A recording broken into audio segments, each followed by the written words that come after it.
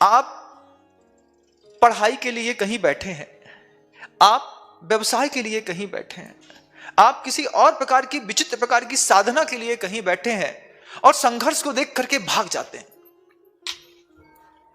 ये जो व्हाट्सएप पे देखने वाले हीरो हीरोइन होते हैं, बड़े बड़े फिल्म स्टार्स होते हैं, जिनको जो बनने की आपकी चाहत होती है, आप इनके व्यक्तिगत और निजी जीवन को भी देखिएगा। इतना संघर्षमय जीवन होता है इन लोगों का कि 12-12, 8-8 घंटे तक सप्लीमेंट्स खाते हुए और दुनिया भर की चीजों का भक्षण करते हुए जिम में बैठे रहते हैं, up and down up and down up and down करते रहते हैं। क्यों? बॉडी सही दिखना चाहिए, दिखेगा नहीं तो बिकेगा कैसे। और 5 मिनट की उनकी चेहरे की मुस्कुराहट या थोड़ा सा फोकस दिखता है और आपकी भावना बनती है कि अरे इसका तो बहुत तेज पुण्य है। जब पाप करने वाले लोगों को भी अपने पाप की व्यवस्था बनाने के लिए दिन भर संघर्ष करने पड़ते हैं, उनके डाइटिशियन रहते हैं, न्यूट्रिशियंस रहते हैं, उनके जिम ट्रेनर्स रहते हैं, उनके साथ रहने वाले दुनिया भर के लोग रहते हैं। 12-12, 8-8 लोगों के बीच में फंसा हुआ व्यक्ति थोड़ी देर के लिए हीरो दिखाई देता है, लेकिन संघर्ष वो भी करता है। संघर्ष में जीवन का उपसंहार हर्षमय होता है बेटा।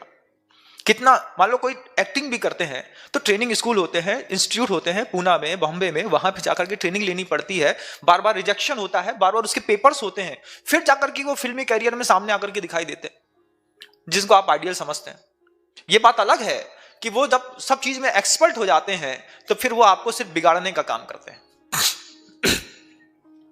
जब उनकी एक्टिंग बिल्कुल सही हो जाती है तब वो कबीर खान जैसी मूवी निकालते हैं, जिसमें सिर्फ दारू, सिगरेट और महिला के अलावा किसी बात के लिए इंस्पायर नहीं किया जाता।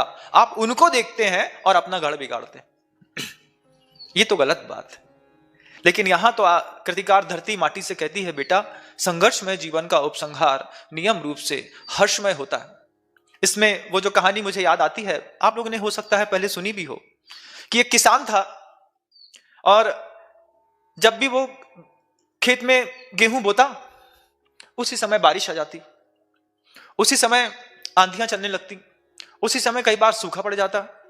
हर बार किसान की मेहनत में प्रकृति पानी फेर देती, हर बार प्रकृति का ऐसा रौद्र रूप दिखाई देता कि उसकी फसल खराब हो जाती।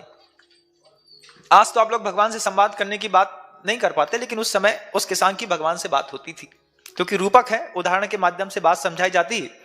तो रूपक में सब बोलते हैं, किसान बोलते हैं, गेहूं बोलता है, मिट्टी बोलती है, धरती बोलता है, कुंभ बोलता है, अग्नि बोलती है।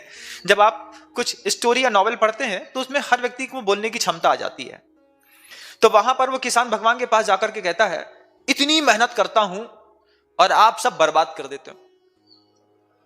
आपको इतना भी विवेक नहीं है कि किसानों ने धरती पर इतनी मेहनत करके और फसल बोई है कि कब पानी बरसाना है, कब धूप निकालना है, कब हवा चलानी है, कब शांत रहना है, कब ठंडक पैदा करनी है, कुछ पता ही नहीं है। जब मर्जी आए जो कर दिया। 5 साल से देख रहे हैं पूरी फसल बर्बाद होती है। इससे अच्छा तो मैं आपकी जगह होता तो सही काम कर लेता। भगवान प्रसन्न हो गए, मुस्कुरा करके बोलते हैं, अच्छा एक काम करते हैं, अगली बार तुम्हारी मर्जी से प्रकृति बदलेगी। तुम जब चाहोगे धूप निकलेगी, तुम जब चाहोगे बारिश, तुम जब चाहोगे ठंडक, तुम जब चाहोगे दिन, तुम जब चाहोगे रात, सब तुम्हारी मर्जी से होगा।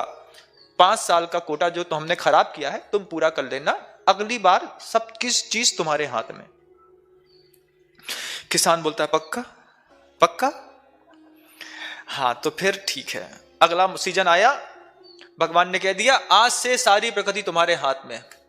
किसान ने कहा बादल। मई के गर्मी में बोला बादल चाहिए। क्यों? क्योंकि सूखी मिट्टी खोदेंगे तो बहुत मेहनत लगती है, थोड़ा सा पानी डलेगा, मिट्टी थोड़ी गीली होगी, मेहनत कम लगेगी, खुद जाएगा। उसने मई के महीने में कहा बादल, पानी, बादल बरस गए। उसने हल चलाया, मिट्टी खुद गई, कम मेहनत में सारा काम। उसने कहा सूखा, सूखा होने, धूप दिखने लगी, उसने बीज डाला, खेत को बराबर लैंड कर दिया। फिर उसने कहा पानी, फिर 7 दिन बाद पानी गिरा। फिर वो 7 दिन बाद कहता है धूप, तो धूप निकल आई। किसान सोचता है क्या अद्भुत है, जब जैसी चाहता हूं वैसा सब मिलता चला जाता है। आपके घरों में भी आपके बच्चों के साथ यही व्यवस्था है। बच्चे जो जब चाहते हैं सब मिलता चला जाता है। माँ एंड्रॉइड दे दिया, माँ कपड़े दे दिया, माँ चाबी दे दिया, माँ गाड़ी दे दिया। आपके बच्चे ने जो मांगा आपने वो अपने बच्चे को दे दिया। संघर्ष कोई चीज ही नहीं है। थोड़ा भी करने की बात करो तो बच्चे आंसू बहाते हैं, इमोशनली ब्लैकमेल करते हैं, फिर माँ बोलती है अरे ले लो, चलता है, दे दिया।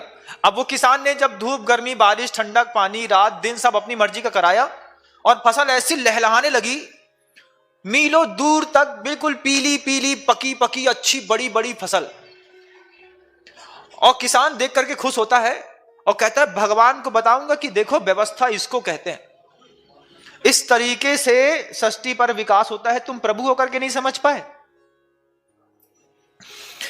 कटने का टाइम आया, फसल को देख करके किसान इतना खुश था, कटने का टाइम आया और जब कटाई के वक्त देखता है किसान कि फसल बड़ी है, पीली है, घनी है, अच्छी फली है, लेकिन उसमें दाना नहीं है।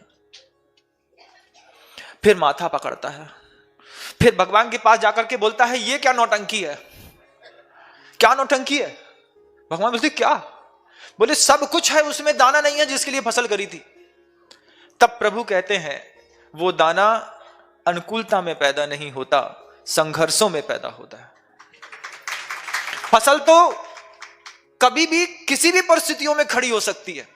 पुत्र की उत्पत्ति, संसार की उत्पत्ति, धन की उत्पत्ति, व्यवस्थाओं की उत्पत्ति तो किसी भी परिस्थितियों में हो सकती है बंधुओं, लेकिन उसके अंदर जो भाव होना चाहिए, वो जो दाने में वजनदारी होनी चाहिए, वो वजनदारी तो संघर्ष में ही पैदा होती है। और बच्चे को हम संघर्ष देने के पक्ष में नहीं है, क्योंकि जो दुख हमने भोग लिया, आपने तो संकल्प कर लिया है कि अपने बच्चे को भोगने नहीं देंगे।